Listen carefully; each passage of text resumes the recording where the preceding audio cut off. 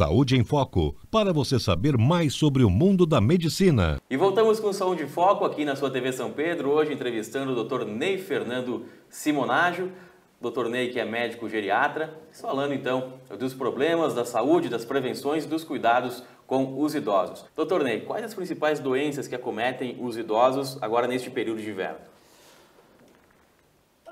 As coisas principais que a gente precisa se preocupar são justamente as gripes e as pneumonias e as outras infecções que vêm ao redor disso. Tá? Aí também cabe uma boa prevenção em relação a isso. Tá? Hoje em dia, a gente tem a possibilidade de se antecipar em relação a uma série de doenças. Tá? Já existem vacinas para pneumonia. Então, para as pessoas idosas que têm alguma propensão a chegar a ter uma pneumonia, é uma vacina que se faz a cada 5 anos. Tá? Então, e isso está, inclusive, disponível no serviço público. Geralmente a pneumonia é uma doença que leva até à morte, né? Em muitos casos, né? A gente tem um caso aqui recentemente, que é do cantor Calbi Peixoto, que faleceu na semana passada.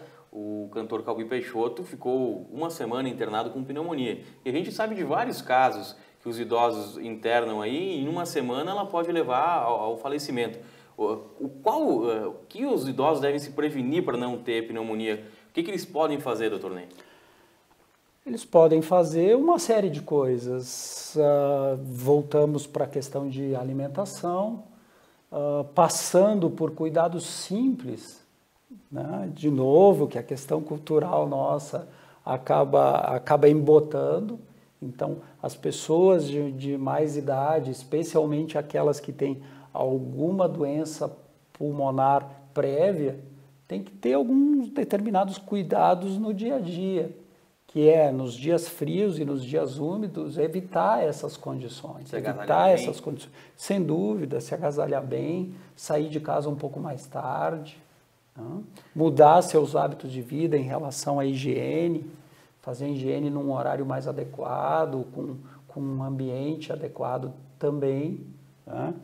Acho que é bem importante que a família ajude nisso, né? E especialmente essas pessoas com bastante mais idade ou que tenham alguma comorbidade ou que tenham outras doenças que facilitem que essas doenças avancem, que a pneumonia, que as doenças respiratórias avancem, fiquem mais graves, que as pessoas ajudem no sentido de evitar contágio, não é? Doutor Ney, para que os nossos amigos que estão nos assistindo nesse momento saibam, né, o que é, na maneira mais prática, né, que o senhor explique, eu peço isso, né, o que é a pneumonia?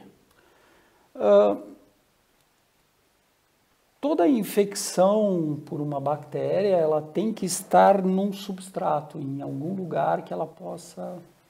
E o nosso pulmão nada mais é... Se eu tivesse que fazer uma comparação, e para as pessoas poderem ter uma ideia bem boa, eu compararia a um cacho de uva. O alvéolo pulmonar é como se fosse um grão de uva vazio por dentro, né? E os ramos do cacho seriam os condutos do pulmão trazendo o ar. Tá? A pneumonia nada mais seria do que o grão que deveria estar vazio, cheio de ar, né? Cheio de uma substância né? Produzida por essa bactéria. Então, aquele lugar onde devia estar cheio de ar e sendo renovado por ar novo, cada vez que a gente respira para fora e para dentro, ser trocado para que tenha uma concentração de oxigênio adequada dentro do pulmão, não está trocando. E isso leva a uma dificuldade de quantidade de oxigênio no sangue da pessoa. Tá? Essa é a preocupação maior. Mas então esse substrato, esse lugarzinho ali é ocupado pelo que a bactéria produz. Normalmente uma secreção, normalmente né, alguma coisa que ocupa espaço e que faz com que a pessoa tenha essa dificuldade toda. E ela começa nesse grãozinho de uva e daqui a pouco vai tomando conta. Exatamente, é essa a dificuldade. Se por um acaso é uma pessoa que tem uma imunidade, que não consegue combater de forma adequada, ou se a quantidade de bactérias que está ali é uma quantidade importante, ou se a virulência dessa bactéria é uma bactéria forte, hoje em dia está se falando muito das superbactérias, então, se é uma bactéria forte, essas 3 situações podem levar a uma pneumonia muito importante, que leve a uma debilidade, que leve a uma dificuldade de conseguir levar o oxigênio ao sangue, e isso pode causar um risco de vida bastante importante. Doutor Ney, uma das doenças que mais acometem os idosos agora no período de inverno é a gripe, né? E também a gente tem aí um grande problema que já vem há 5 ou 6 anos, né, aumentando os casos, que é a gripe H1N1, a gripe A. Muitos idosos dizem que não vão se vacinar porque se fizerem a vacina vão pegar a gripe. Isso aí é mito, é verdade? É bom, claro, se vacinar, não é? Dependendo da idade. É importante que se vacine, sim, pelos dados que se tem, tá? Na medida que a gente ganha idade, invariavelmente a gente ganha também a possibilidade, eu não vou falar nem a possibilidade de a idade trazer essas doenças, mas a idade propicia, né, que as doenças cheguem na pessoa, tá certo? Então, não é a velhice que adoece. A velhice só propicia tempo para que mais doenças cheguem na pessoa.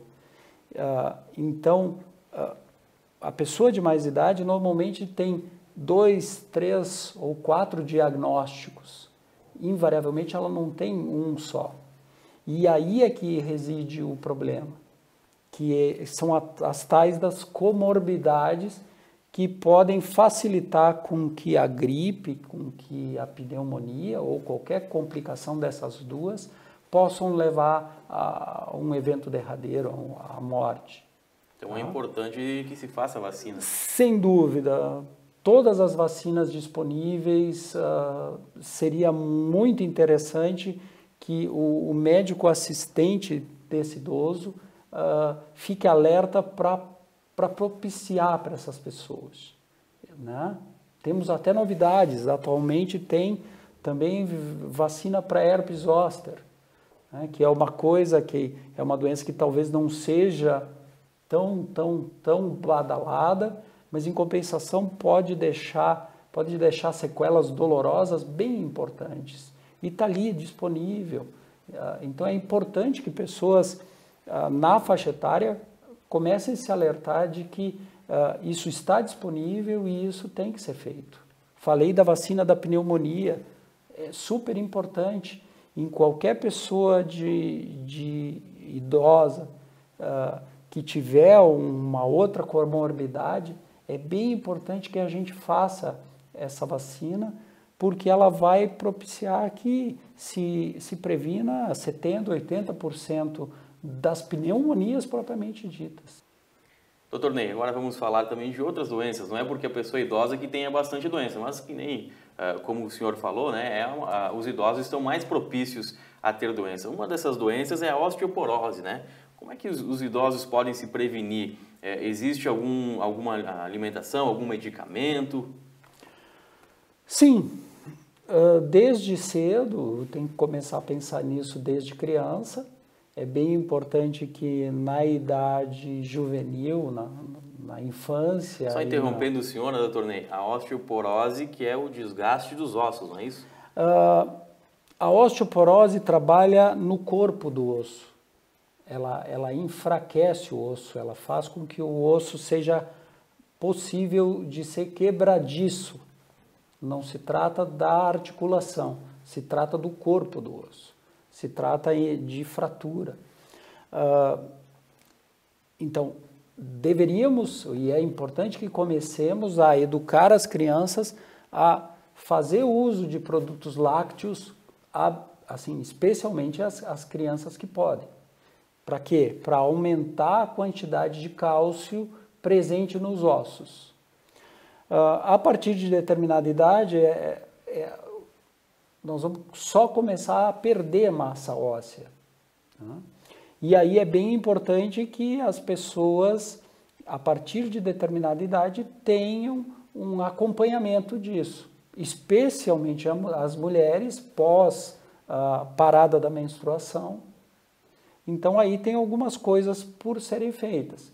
Um exame de densitometria óssea, que vai nos dar em número o grau de dureza do osso, né?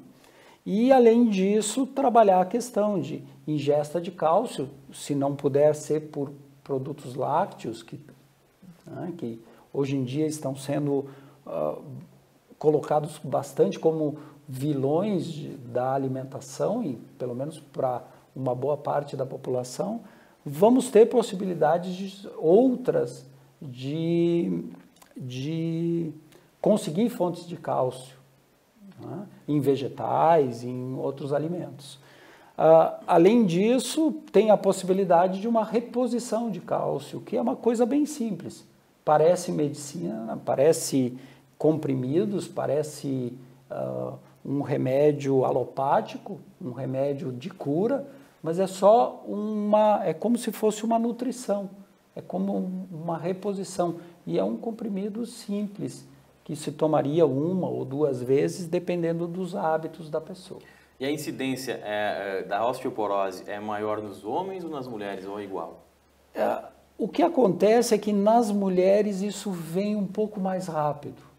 Quando as mulheres perdem a proteção dos hormônios femininos, pós-menopausa, pós-parada da menstruação, a rapidez com que elas desenvolvem a osteoporose é muito mais acentuada. Então, se cuida um pouco mais das mulheres nesse período, os homens vão ter um pico um pouco mais tarde, né, numa faixa etária um pouco mais avançada, mas se tem condições de fazer um trabalho bastante bom com essas medidas, né, de controle através da medida da dureza do osso e com coisas nutricionais e até medicamentosas. Hoje em dia também está bastante em voga a questão de reposição de vitamina D, que é uma coisa que na nossa região parece bastante importante a carência dessa vitamina. Vitamina D que vem com o sol, doutor Ney. O sol, basicamente, o que faz é potencializar a vitamina que a gente tem. Ele faz com que a vitamina multiplique várias vezes a sua capacidade de ação, a sua capacidade de fazer o seu papel. Então, não é que a gente tenha a síntese dessa vitamina pelo sol, mas vai fazer com que a vitamina que a gente tem seja muito mais forte, vamos dizer. Doutor Ney, até agora a gente falou das doenças dos idosos, agora vamos falar de coisa boa, né? Porque o idoso não é aquele cara que só vai ter doença, não, tem coisa boa também. Uma qualidade de vida boa para o idoso, né? Uma boa alimentação, as vacinas agora no inverno, né? E o que mais que o idoso pode fazer para ter uma boa qualidade de vida? Eu acredito que a coisa mais importante seria a vida em comunidade. Eu acho que já temos algumas gratas surpresas na cidade, que são os centros de convivência. Isso precisa ser estimulado. E acho que gradativamente as pessoas também vão ter que começar a aprender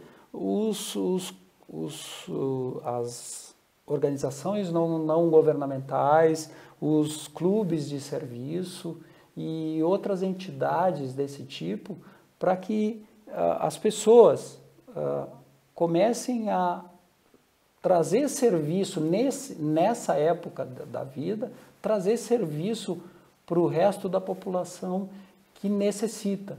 Então, a pessoa continuando produtiva, estando ao redor de pessoas e pessoas com uma atitude positiva, né, é a coisa mais importante para que a pessoa se sinta bem, não corra risco de acelerar um processo de degeneração cerebral.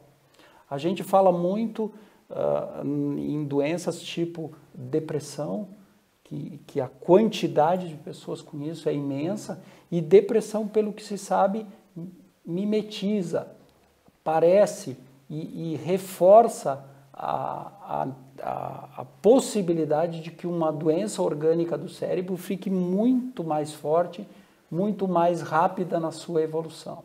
Então, as pessoas precisam conviver, exercitar o cérebro, exercitar o corpo, exercitar os seus conhecimentos em relação à refeição, em relação a como o seu corpo funciona.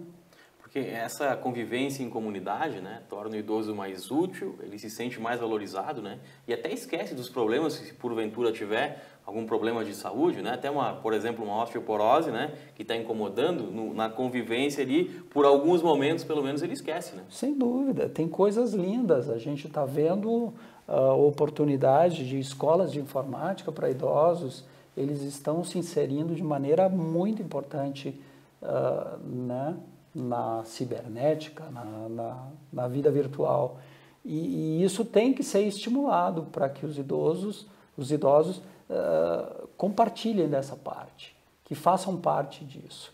E essa questão dos clubes de serviço, das entidades de auxílio mútuo, me parece que é uma das coisas que vai fazer muito bem para as pessoas idosas se sentirem importantes, se sentirem valorizadas, se sentirem úteis. Outra coisa é esses bailes, né, essas reuniões dançantes aí, a gente vê que acontece aqui na cidade, né, valoriza muito as pessoas, né? Esse convívio é fundamental, né? É fundamental, é fundamental.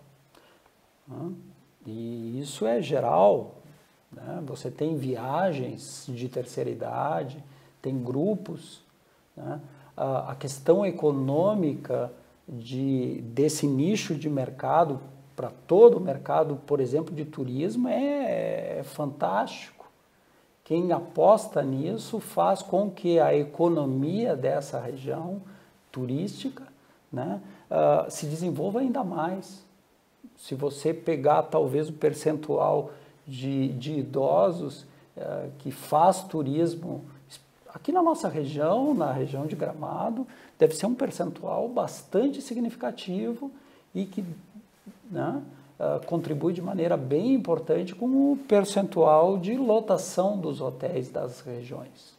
Doutor Ney, para finalizar esse programa Saúde em Foco de hoje, gostaria que o senhor deixasse uma mensagem para os idosos e também para a comunidade em geral, né? Porque muitas, principalmente aqui em Garibaldi, muitas famílias têm idosos em casa, né? Quase que na sua totalidade sempre tem o seu avô, sua avó, né? Um tio, né? Então eu gostaria que o senhor deixasse uma mensagem para essas pessoas que estão nos assistindo com relação à saúde do idoso.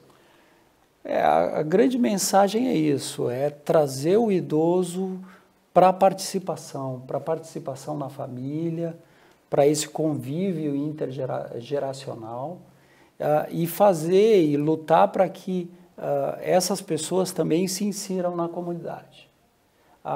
O uso de todo o corpo do idoso é o grande remédio para que ele tenha uma saúde melhor possível. E a possibilidade que se tem é extremamente ampla, tanto para a saúde mental quanto para a saúde física, né? As possibilidades que se tem para deixar o idoso ativo é impressionante. Tá certo, muito obrigado e até a próxima, doutor Ney. Ok, fico à disposição, agradeço a vocês e ao hospital a possibilidade de conversar com as pessoas de Garibaldi, de todos os lugares onde a TV do hospital vai chegar. Tá certo, e ficamos por aqui com o programa Saúde em Foco desta semana. Na próxima semana a gente volta com outro tema relacionado à saúde. Hoje conversamos com o Dr. Ney Fernando Simonaggio, médico geriatra, que atende em Garibaldi. O Dr. Ney também que é médico do trabalho, atuando em Garibaldi há 23 anos. Fique conosco, daqui a pouco na TV São Pedro tem outras atrações e até a próxima.